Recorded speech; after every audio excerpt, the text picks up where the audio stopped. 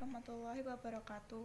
Saya Ayu Retno Wulandari, NIM 023 dari kelas MPS 5F mau mempresentasikan hasil penelitian saya mengenai UMKM di desa saya, yaitu mengenai mebel almari. Nah, mebel ini perusahaannya bernama Marno Mebel yang beralamatkan di Randusari, RT 3 RW 1 Keposong, Taman Sari, Boyolali. Adapun produk mebel yang dihasilkan adalah lemari, dan rincian biaya produksinya itu terdiri dari biaya bahan baku, biaya bahan penolong, biaya tenaga kerja, dan biaya overhead pabrik. Biaya bahan baku terdiri dari kayu besi. Kemudian biaya bahan penolong terdiri dari amplas, cat, thinner, lem, paku, engsel, dan kunci. Dimana rinciannya bisa teman-teman lihat sendiri pada slide berikut. Kemudian biaya tenaga kerja di dalam produksi lemarinya membutuhkan biaya tenaga kerja 3 orang dengan 1.800.000 per bulan, sehingga totalnya adalah 5.400.000. Kemudian BOP yang dikeluarkan selama 1 bulan yaitu 450.000 dengan rincian beban listrik, di mana perhitungan kuantitas pesanan ekonominya adalah melalui 2 dikali kebutuhan jumlah unit dalam setahun dikali biaya pemesanan untuk setiap pesanan yang dilakukan dibagi biaya atau harga bahan baku per unit dikali biaya penagihan persediaan, di mana perkiraan kebutuhan bahan baku untuk 1 tahun ke depan adalah 720. Harga bahan baku per unit 30.000, biaya pemesanan per pemesanannya adalah 2.000, dan biaya penanganan persediaan adalah 10% dari harga bahan baku. Dengan begitu, perhitungan KPE-nya adalah 221 unit. Nah, dari perhitungan KPI tersebut akan diperoleh kesimpulan bahwa Marno Mebel akan memperoleh biaya persediaan setahun yang minimum memesan sebanyak 221 unit setiap kali melakukan pemesanan. Kemudian, jumlah pesanan dalam setahun adalah hasil dari jumlah kebutuhan unit setahun dibagi KPE, di mana jumlah kebutuhan unit setahun adalah 720 unit dibagi KPI 221 unit, sehingga pesanannya adalah 3 kali dalam setahun. Dan biaya pemesanan setahun adalah jumlah pesanan dalam setahun dikali biaya pemesanan adalah 3 dikali 2.000, hasilnya adalah 6.000. Jumlah persediaan rata-rata adalah KPI per 2, di mana KPI adalah 221 unit dibagi 2 adalah 110 unit. Biaya penanganan bahan baku adalah jumlah persediaan rata-rata dikali biaya penanganan persediaan dikali biaya bahan baku per unit, di mana jumlah persediaan rata-rata adalah 110 unit dikali 10% dikali 130.000, hasilnya adalah 1.430.000. Dan waktu pemesanan kembali adalah jangka waktu perolehan dikali jumlah pemakaian per hari.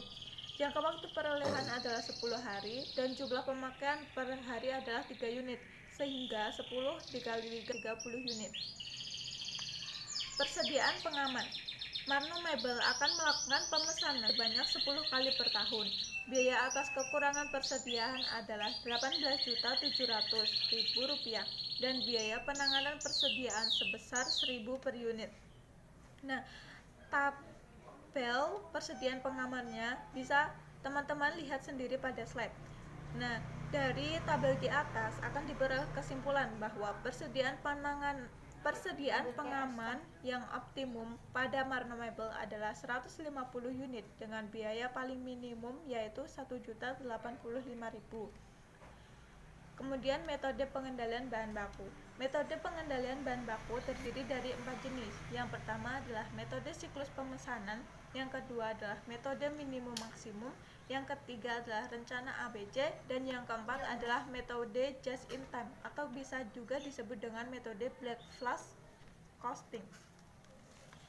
Metode siklus pemesanan adalah metode yang memeriksa secara periodik mengenai kuantitas dari bahan baku yang ada dan biasanya diikuti dengan melakukan pemesanan atas setiap bahan yang telah diperiksa. Dan metode minimum maksimum. Metode ini menetapkan tingkat persediaan minimum atas setiap bahan baku untuk mencegah kekurangan atau kehabisan bahan baku selama periode pemesanan kembali. Kemudian rencana ABC. Nah, rencana ABC ini melibatkan semua bahan yang dipakai di dalam pembuatan lemari yang terdiri dari kayu besi, amplas, cat, thinner, lem, paku, engsel, dan kunci, di mana rinciannya dapat teman-teman lihat sendiri pada slide. Yang terakhir adalah metode just in time atau metode black flash costing, di mana metode ini digunakan untuk mencatat pembelian bahan baku selama satu periode akuntansi, di mana pembelian bahan baku selama Oktober 2019 adalah Rp93.600.000 dan dilakukan secara kredit. Kemudian jurnal yang digunakan untuk mencatat akun tersebut adalah bahan baku dalam proses di debit sebesar Rp93.600.000 dengan utang dagang di kredit Rp93.600.000. Kemudian yang kedua adalah mencatat biaya tenaga kerja dan overhead selama satu periode akuntansi, di mana biaya tenaga kerja langsung dan overhead selama bulan Oktober 2019 adalah tenaga kerja Rp64.800.000 dan overhead pabrik adalah Rp5.400.000. Dan jurnal yang digunakan untuk mencatat biaya tenaga kerja dan overhead tersebut adalah biaya tenaga kerja Rp64.800.000 di debit, biaya overhead pabrik Rp5.400.000 di debit, dan utang dagang Rp70.200.000 di sebelah kredit. Kemudian menentukan jumlah barang jadi yang diproduksi selama satu periode akuntansi, di mana barang jadi yang diproduksi selama bulan Oktober 2019 adalah 144 unit. Kemudian menghitung biaya standar per unit barang jadi. Biaya standar per unit barang jadi adalah biaya bahan baku langsung sebesar Rp200.000, biaya tenaga kerja langsung sebesar Rp480.000, biaya overhead pabrik sebesar Rp50.000. Jadi total biaya standar per unit barang jadi adalah Rp730.000. Kemudian mencatat biaya dari barang jadi yang diproduksi selama satu periode akuntansi. Jumlah barang jadi yang diproduksi selama bulan Oktober 2019 adalah 144 unit, dengan biaya standar per unit sebesar Rp730.000, sehingga total biaya barang jadi adalah Rp105.120.000 yang diperoleh dari biaya standar per unit dikalikan dengan jumlah barang jadi yang diproduksi. Kemudian jurnal yang akan dibuat adalah barang jadi di sebelah debit sebesar Rp105.120.000, bahan baku dalam proses di kredit Rp28.800.000, biaya tenaga kerja yang dialokasikan di kredit sebesar Rp69.120 juta, dan biaya overhead pabrik yang dialokasikan di kredit sebesar Rp7.200.000. Kemudian mencatat beban pokok penjualan standar atas barang jadi yang terjual selama satu periode akuntansi. Selama bulan Oktober 2019, barang jadi yang terjual adalah 120 unit, sehingga beban pokok penjualan adalah sebesar Rp87.600.000 yang diperoleh dari biaya standar per unit dibagi unit.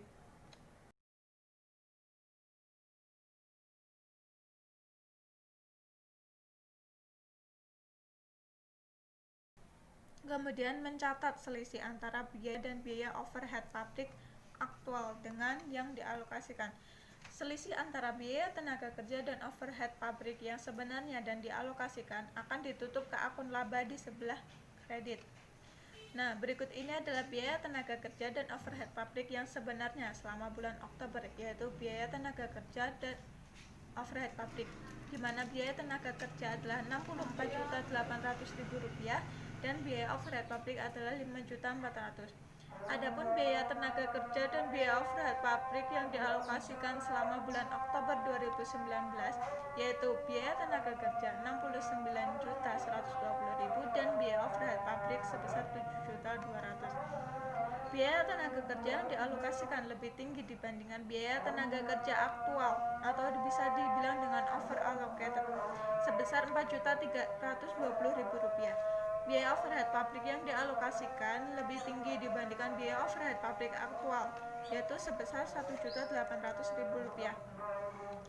Ayat jurnal yang digunakan untuk mencatat penutupan biaya tenaga kerja dan biaya overhead pabrik yang sebenarnya dan yang dialokasikan adalah biaya tenaga kerja yang dialokasikan di sebelah debit dengan Rp69.120.000, biaya overhead pabrik yang dialokasikan sebesar Rp7.200.000 di debit, biaya tenaga kerja di sebelah kredit Rp64.800.000, biaya overhead pabrik Rp5.400.000 dan laba sebesar Rp6.120.000. Saldo persediaan akhir pada 31 Oktober 2019 yaitu Rp47.280.000 yang diperoleh dari bahan baku dalam proses, yaitu Rp93.600.000 dikurangi Rp28.800.000, hasilnya Rp64.800.000, dan barang jadi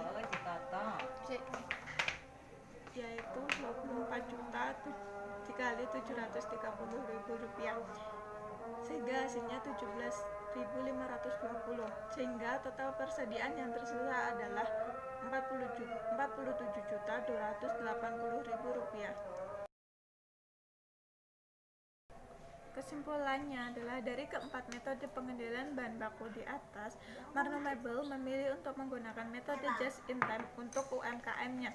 Alasannya adalah metode ini adalah metode yang paling efektif dan efisien di dalam penerapannya.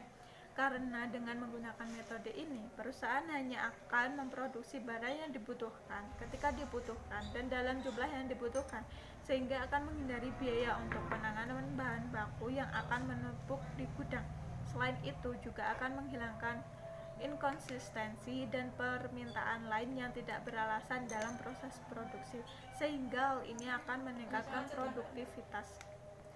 Sekian presentasi dari saya, kurang lebihnya saya mohon maaf. Wassalamualaikum warahmatullahi wabarakatuh.